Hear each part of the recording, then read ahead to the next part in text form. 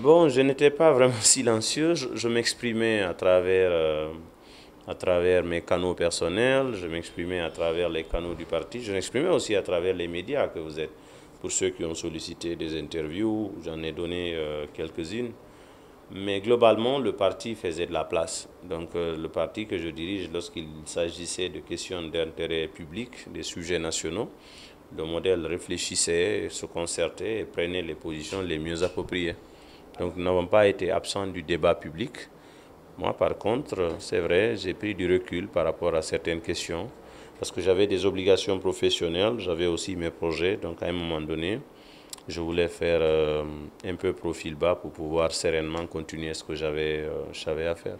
Écoutez, ceci n'est pas une surprise pour l'acteur politique que je suis qui est impliqué au premier niveau. Vous vous souvenez que le combat qu'on a mené déjà contre le troisième mandat, avec tout ce que nous avons enduré, nous avons tout fait ici, les acteurs politiques, les acteurs sociaux, donc une dynamique nationale s'est mobilisée. Par la suite, après le 5 septembre, l'arrivée de la junte, nous nous sommes montrés disponibles pour accompagner la transition à travers nos idées, à travers nos propositions. Nous avons eu plusieurs rencontres. Nous n'avons jamais cessé de réitérer aux autorités de la transition ce que nous estimons être mieux à faire ou bon à faire pour la Guinée. Nous avons transmis des mémorandums à plusieurs organes de la transition. Mais malheureusement, nous nous sommes rendus compte que ces idées ne sont pas les bienvenues, en tout cas elles ne sont pas utilisées. Et de loin, j'ai vu un dialogue s'amorcer, mais de façon biaisée. Et vous avez constaté qu'il y avait beaucoup de manipulation derrière. À un moment donné, on voulait nous faire croire que ceux qui n'ont pas accepté de participer au dialogue, qui en réalité n'était qu'un séminaire de validation de l'agenda que les autorités de transition avaient. Nous n'avons pas voulu souscrire à ça parce que la Guinée n'avait rien à y gagner. Et c'était un piège pour le pays et pour la transition elle-même. Le modèle fait partie du regroupement des forces vives à travers le FNDC politique. Donc nous n'avions pas accepté de participer à cette première vague.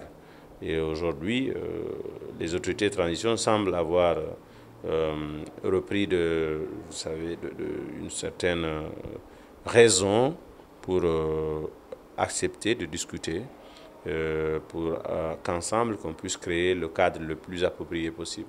Donc c'est dans ce sens que les religieux sont intervenus et c'était à notre demande, puisque nous leur avons interpellé régulièrement.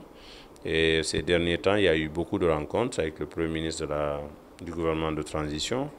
Nous avons des comptes rendus qu'on nous fait. Il y a un certain nombre de préalables à lever.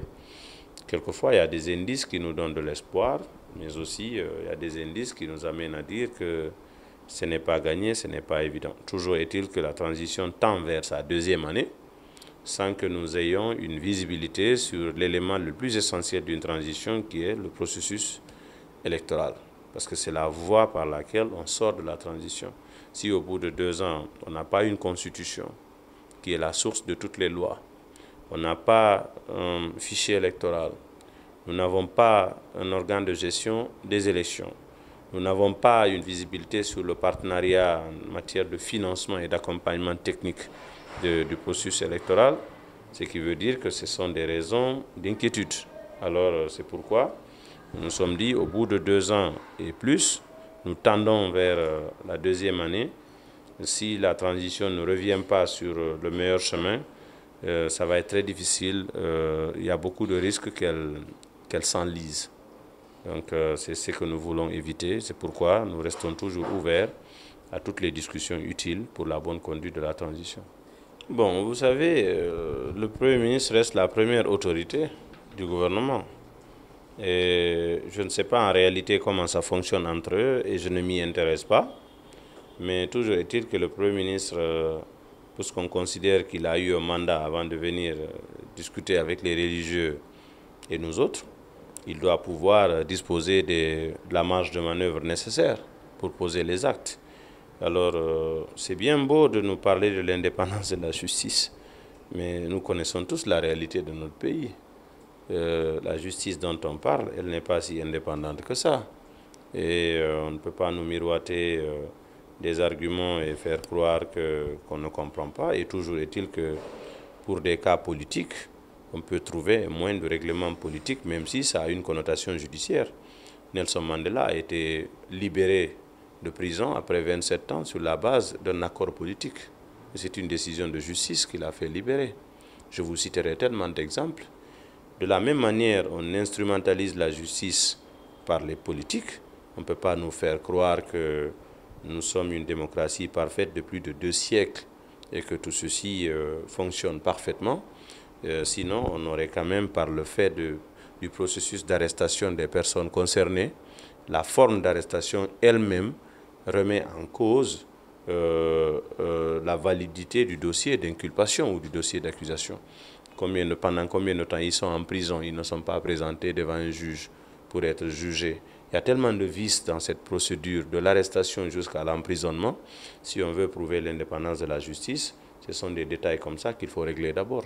Ça ne se réduit pas à des discours de nature à se taper la poitrine ou à vouloir faire bonne impression auprès de l'opinion. Heureusement que toutes ces opportunités nous permettent de se connaître les uns des autres.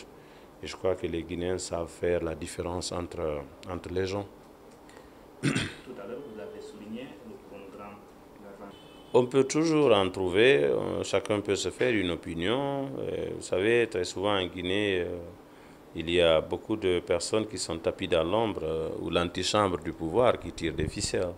Je crois qu'il y a eu beaucoup d'erreurs de la part des autorités de la transition.